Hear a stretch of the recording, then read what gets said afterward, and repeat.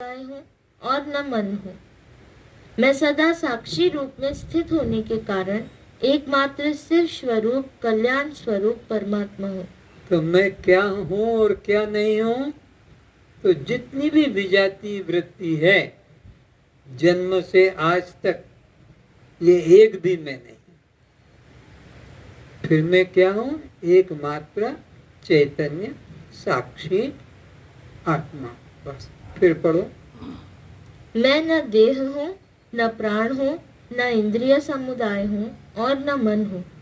ये सब मैं नहीं हूँ जिनको तुम बचपन से आज तक मानते आ रहे हो। क्या मेरा शरीर ऐसा है, मेरे प्राण ऐसे हैं, या मेरे आँख कान नाक ऐसे हैं, या मेरा मन बुद्धि ऐसे हैं, या ऐसे नहीं, ऐसे हो जाए तो अच्छा है। तो यही तुम मानते चले आ रहे हो। नहीं, ये सब मैं कुछ भी नहीं हूँ, और मैं केवल एकमात्र इन सब से पृथक दृष्टा साक्षी आत्मा। ये विचार हमेशा बनाए रखो। इन इंद्रियों के साथ दोस्ती मत करो। इस पड़ोसी शरीर के साथ में ज़्यादा मेल जोल मत रखो। इन मन के साथ एकता मत रखो। न तुम मन हो, न तुम बुद्धि हो, न तुम चित्त हो, न तुम जीव हो, और न तुम यह शरीर हो। इन सब से तुम पृथक केवल एक चैतन्य मात्र हो। मैं सदा साक्षी रूप में स्थित होने के कारण एकमात्र सिर्फ स्वरूप कल्याण स्वरूप परमात्मा हूँ। हे आत्मन, यह जो निश्चय आत्मिका बुद्धि है कि मैं परमात्मा हूँ, यह श्रेष्ठ समाधि कहलाती है। मैं परमात्मा ही हूँ, संसार बंधनों से जकड़ा हुआ जीव नहीं हूँ। इसलिए मुझसे भिन्न किसी भी वस्तु की किसी काल में कोई सत्ता नहीं है। जैसे फेन और तरंग आदि समुद्र से ही उठते हैं और पुनः समुद्र में ही लीन हो जाते हैं, उसी इस पत्र इधर ही देखो। ये पत्ता समझता है कि मैं अलग हूँ, और ये पत्ता सोचता है मैं अलग हूँ। और फिर यह डाल के पत्ते सोचते हैं कि हम अलग हैं, ये डाल हमसे अलग है। और इसी प्रकार यह डाली से वो डाली अलग है, और फिर यह सब एक जाकर पृथ्वी से मिले हैं। फिर ये समझता है कि ये अलग है और ये अलग है, लेकिन इन सब को पता नहीं कि हम सब का आधार एक पृथ्वी, एक जल, एक तेज, एक वायु, एक आकाश है। और इसी तरह इन सब का आधार एक चेतन परमात्मा है। तो जैसे ये आपस में अलग अलग, पुष्प पुष्प अलग है, पत्र पत्र अलग है, डाल डाल अलग है, वृक्ष वृक्ष अलग है, लेकिन सबका आधार तो एक पृथ्वी या एक जल, एक वायु है। ऐसे ही हमको ये हिंदू, ये मुसलमान, ये सिख, ईसाई, या ये है देसी, ये विदेशी, या ये पिता, ये माता, अलग अलग, लेकिन हम सब का स्रोत जो है, आधार कहो, वो एक चेतन परमात्मा ही है। ऐसा हमें जानना चाहिए। पर जैसे पत्र पत्र आपस में अलग अलग मानते हैं, डाल डाल अलग मानती है, पुष्प अलग मानते हैं, फल, इन सब का आधार तो एक मिट्टी है, वहाँ से सब ताकत या शक्ति पाते हैं। तो हम सब का स्रोत तो वही है, जो आँखों में देखने की शक्ति दे रहा है, कानों में सुनने की शक्ति दे रहा है, नासिका में सूंघने की शक्ति दे रहा है, वाणी में बोलने की शक्ति दे रहा है, हाथों में कर्म करने की शक्ति दे रहा है, पैरों में चलने की शक्ति दे रहा है, अंदर भोजन को हजम करना, रक्त बनाना, सब काम तदेव ब्रह्म तुम विद्धि नेदम यदिदम उपास्ते। साफ डिक्लेयर कर दिया, घोषणा कर दी। क्या कर दिया? तदेव ब्रह्म तुम विद्धि, उसको ही तुम परमात्मा जानना। किसको? जिसकी शक्ति पाकर ये तुम्हारी पांचों ज्ञानेंद्रियां पांचों कर्मेंद्रियां, पंच प्राण, तुम्हारे 3 गुण, पंचभूत, पंच कोश शक्ति पा रहे हैं, वो ब्रह्म है। और ये दुनिया वाले जिसको ये भगवान, ये भगवान, ये भगवान, तुम उसको भगवान मत जानना, वो परमात्मा का असली रूप नहीं है। ये तो भक्तों की मन की कल्पना है, जाती रही भावना जैसी, प्रभु मूरत देखे तिन तैसी। परमात्मा का ये रूप नहीं है। अगर ये रूप होता तो ईसाइयों का और फिर मुसलमानों का, फिर जैनियों का या हिंदुओं का, सबका एक होना था। लेकिन हिंदुओं ने अलग बनाया, मुसलमानों ने अलग कल्पना की, ईसाइयों ने अलग कल्पना की, सरदारों ने अलग कल्पना की। तो ये सब मन की कल्पना का संबंध है, ये नहीं हो। कौन है फिर ब्रह्म? सारे विश्व को जो एक चैतन्य शक्ति दे रहा है, जैसे सूर्य सारे विश्व को प्रकाश दे रहा है, ऐसे ही वो परमात्मा सारे विश्व को शक्ति दे रहा है। वो ब्रह्म है, वह दिखने का विषय नहीं, और जो दिखाई पड़ता है तुम उसकी उपासना मत करना। मैं परमात्मा ही हूँ, संसार बंधनों से जकड़ा हुआ जीव नहीं हूँ। क्या सोचना है? संसार बंधनों से जकड़ा हुआ मैं जीव नहीं हूँ, मैं परमात्मा ही हूँ। और देख लो तुम गहरी नींद में जो जो लक्षण परमात्मा के हैं वो वहां तुम्हारे में घट रहे हैं। वो परमात्मा अनर्वचनीय है, वह परमात्मा अरूपी है, वो परमात्मा असंग है, वो परमात्मा अखंड है। ये सारे लक्षण तुम्हारे सुषुप्ति में तुमको मिलते हैं। तो तुम ही परमात्मा हो, ये मन में निश्चय करो, और कोई भिन्न परमात्मा नहीं। कि यहाँ 2 परमात्मा नहीं, उससे तुम अलग भी नहीं, या तुमसे कोई अलग नहीं है। कितनी लहरें उठती है समुद्र में, लेकिन वो जल से अलग। कितनी असंख्यों असंख्यों लहरें एक के ऊपर उठती रहती है, पर वह जल ही मात्र है। तो ये सारा संसार मेरी आत्म समुद्र की लहरें हैं, इनकी कोई पृथक सत्ता नहीं है मुझसे। इसलिए मुझसे भिन्न किसी भी वस्तु की किसी काल में कोई सत्ता नहीं है। जैसे फेन और तरंग आदि समुद्र से ही उठते हैं और पुनः समुद्र में ही लीन हो जाते हैं, उसी प्रकार यह जगत, भूचाल, आंधी तूफान मुझसे ही उत्पन्न होकर और मुझ में ही विलीन हो जाता है। इस प्रकार इस कल्पित सृष्टि का कारण भूत, मन, जगत और माया भी मुझ आत्मा से भिन्न नहीं है।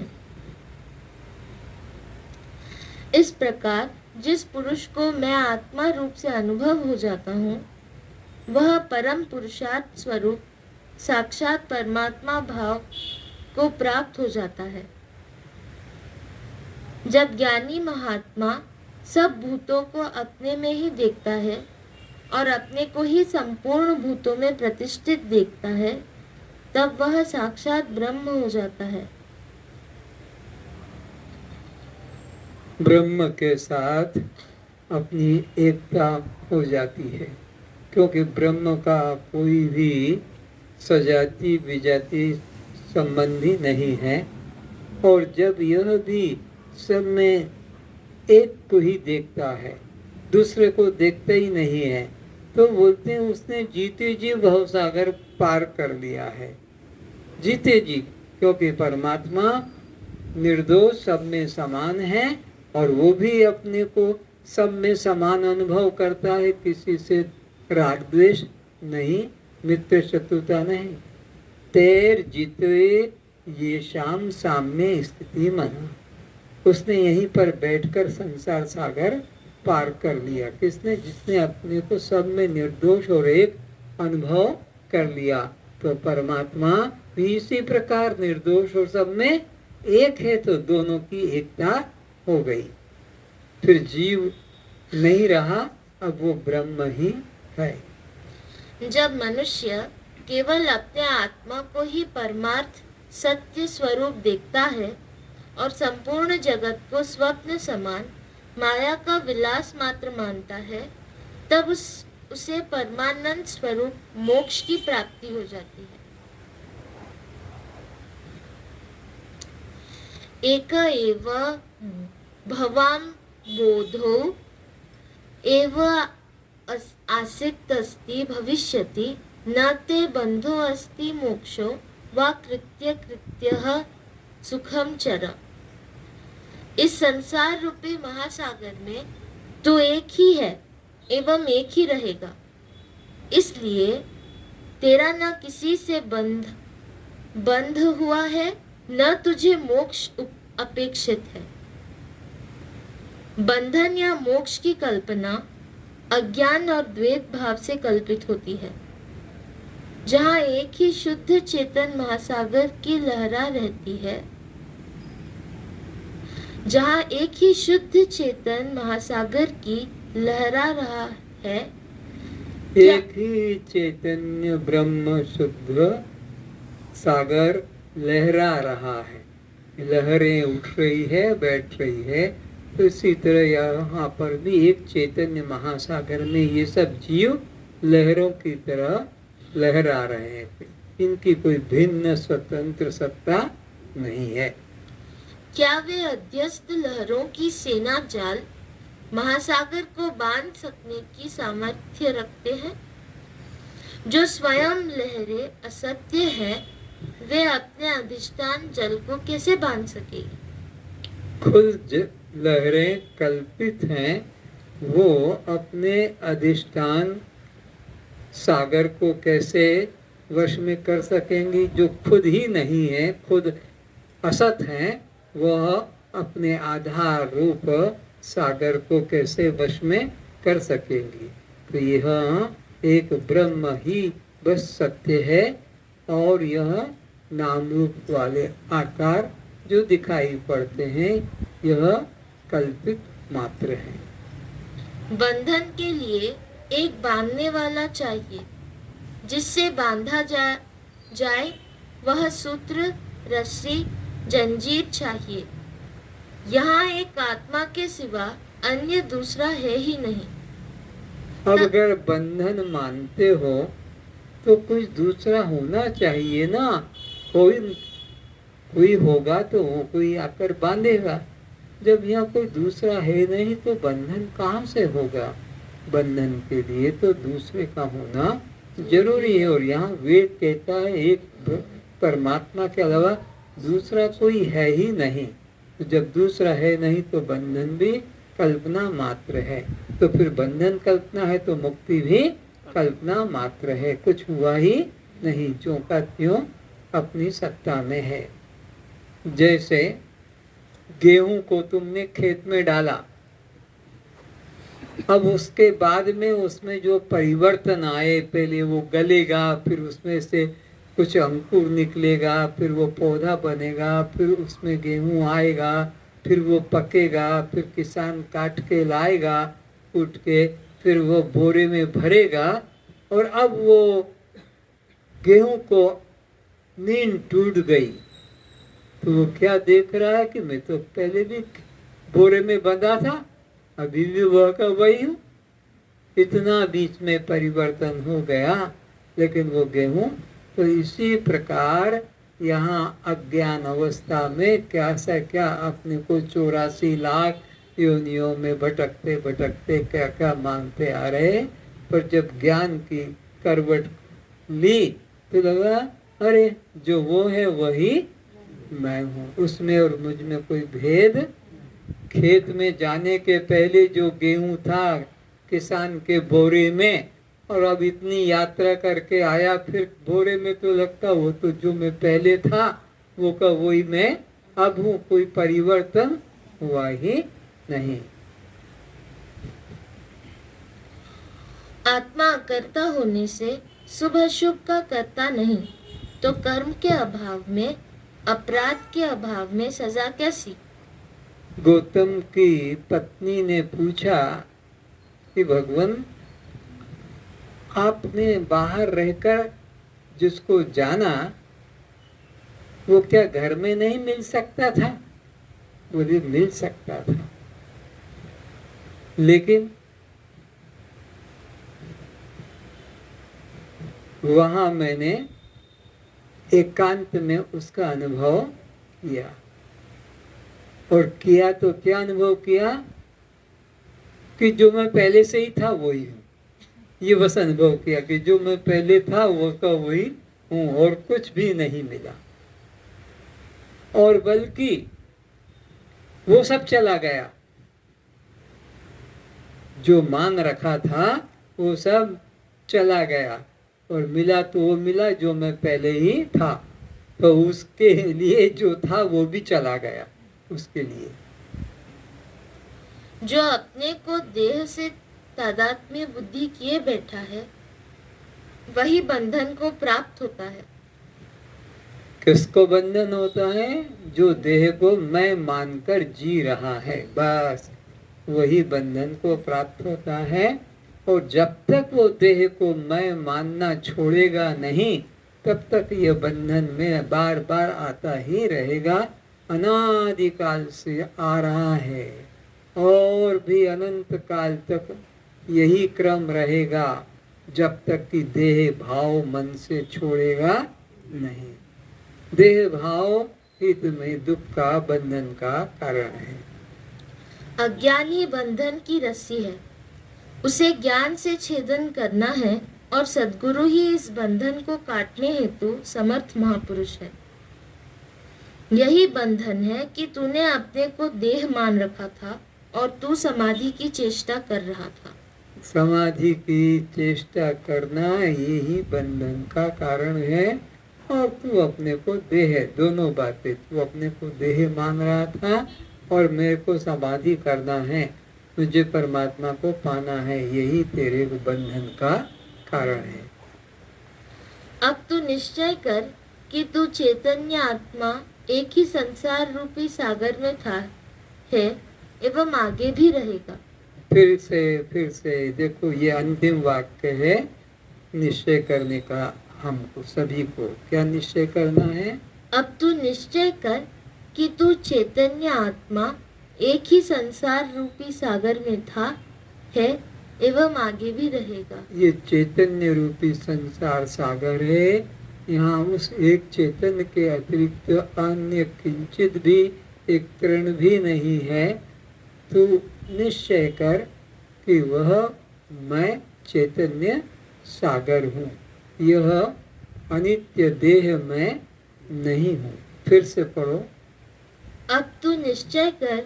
किसको कह रहे हैं ये अष्टावक्र जी? हम सभी को कह रहे हैं कि अब तुम श्रोता लोग जितने हो, ये निश्चय करो कि मैं एक चैतन्य आत्मा हूँ। मैं जड़ शरीर, नश्वर शरीर, विकारी शरीर मैं नहीं हूँ। यही तुम्हारे बंधन का कारण था कि जड़ शरीर को तुमने मैं मान लिया, दृश्य शरीर को मैं मान लिया, अनात्म शरीर को मैं मान लिया, विकारी शरीर को मैं मान लिया, पर प्रकाश शरीर को मैं मान लिया। बस यही तुम्हारे बंधन का कारण था। अब निश्चय करो कि यह सब अनात्मा, जड़, दृश्य, विकारी मैं नहीं हूँ। मैं केवल चैतन्य आत्मा हूँ, केवल चैतन्य आत्मा। मुझ चैतन्य आत्मा के सागर के अंदर यह सब लहरें मात्र है। तेरा न बंधन है न मोक्ष है, तू कृत्य हो गया है। अब तू सुख से विचर, आत्मा का स्वभाव ही मुक्त है। ऐसा तू अंदर से ये भाव जगाओ। कौन आएगा तुमको ये कहने को? और पृथ्वी पर और कोई दूसरा आने वाला और कहने वाला नहीं है। तुम अपने अंदर ये भाव जगाओ। क्या भाव जगाओ? फिर से, तेरा न बंधन है न मोक्ष है। ये समझ लो तो तुम अभी शांत हो कि जहाँ तुम जाना चाहते हो वहाँ तुम पहले से ही हो, और जिसे पाना चाहते हो वो तुम खुद हो। बस इतने में बात खत्म हो गई। जिसको पाना चाहते हो वो तुम खुद हो, और जहाँ पहुँचना चाहते हो वहाँ तुम पहले से ही रह रहे हो। बात खत्म हो गई साधन की। न बंधन है न मुक्ति है। जहाँ हो तहाँ वैसे के वैसे हो। न ऐसे बनो न वैसे बनो, न ये पाना न ये छोड़ना। बस अपने स्वरूप में शांत रहो। आत्मा का स्वभाव ही मुक्त है, उसे तीनों कालों में बंधन नहीं है। कालात्रयावाधितम ब्रह्म, सर्वकालावाधितम ब्रह्म। मां संकल्प विकल्पाभ्याम चित्तं क्षोभय चिन्मय, उपश्याम सुखम तिष्ठ स्वात्मन आनंद विग्रहे। हे चैतन्य स्वरूप, संकल्प और विकल्प करके अपने चित्त को क्षुब्ध न करो, किंतु संकल्प और विकल्प से तुम रहित होकर अपने आनंद स्वरूप में स्थित रहो। मन ऐसा कर रहा है, मन चंचल है, अशांत है, तुम उसको छोड़ो, उधर ध्यान ही मत दो। तुम अपने साक्षी भाव में रहो। उसको जिधर जाता है जाने दो, रोको मत। मन को रोकना ही चंचलता का कारण है। मन को रोकोगे नहीं, शांत है। अरे तुम 2 घंटा पिक्चर हॉल में बैठे खेल देख लेते हो, तुम्हें कोई भी प्रकार का वहाँ पर असुविधा नहीं लगती है, न भूख लगती है, न प्यास लगती है, न घर का कोई बीमार है उसकी याद आती है। तुम कितने अपने मन को कंट्रोल करके बैठे हो। 2 घंटा प्रवचन सुन लेते हो, तब तुमको घर से क्या तैयारी करके आना पड़ता है कि मैं 2 घंटे प्रवचन सुनूंगा, थोड़ा 5 मिनट आँख बंद कर लूँ तैयारी करने के लिए। कुछ ऐसा करना नहीं पड़ता। कहीं जाते हो तो खा लूँ पेट में 2 पराठे, थोड़ा, क्योंकि मुझे अभी 10 किलोमीटर की 5 किलोमीटर जाना है, तैयारी करते हो पेट में डालने के लिए, थोड़ा शरीर को हिलाते दिलाते हो। पर परमात्मा को पाने के लिए तुम्हें इतना साधन करना पड़ता है, जबकि परमात्मा से तुम कभी भिन्न नहीं हो। तो ऐसे ही तुम्हारा मन भी वो अपना तुम्हें बंधन में नहीं डाले हुए है। तुम ही दुखी अपने आप हो रहे हो कि मेरा मन चंचल है, मेरा मन शांत नहीं होता। अरे वो तुम्हारे से कभी छुपकर कभी कहीं गया है? कोई भी क्षण ऐसा बता दो कि जहाँ तुमने मन को देखा कि मन यहाँ नहीं है, या मन को आवाज देना पड़ी। लड़का चला जाएगा तो आवाज दोगे, नौकर को आवाज दोगे, आवाज से आएगा। घर का कुत्ता भी होगा बाहर तो आवाज से आ जाएगा। लेकिन मन को तो तुमने कभी आवाज दी नहीं। अरे मन तू कहाँ गया, मेरे को बताया बिना, मैं तेरे को ढूंढ रहा हूँ, किधर है तू? ऐसा मन को कभी तुमने खोजना नहीं पड़ा, क्योंकि मन सब समय तुम्हारे पास में ही है। चित्त का स्वभाव संकल्प विकल्प करना है।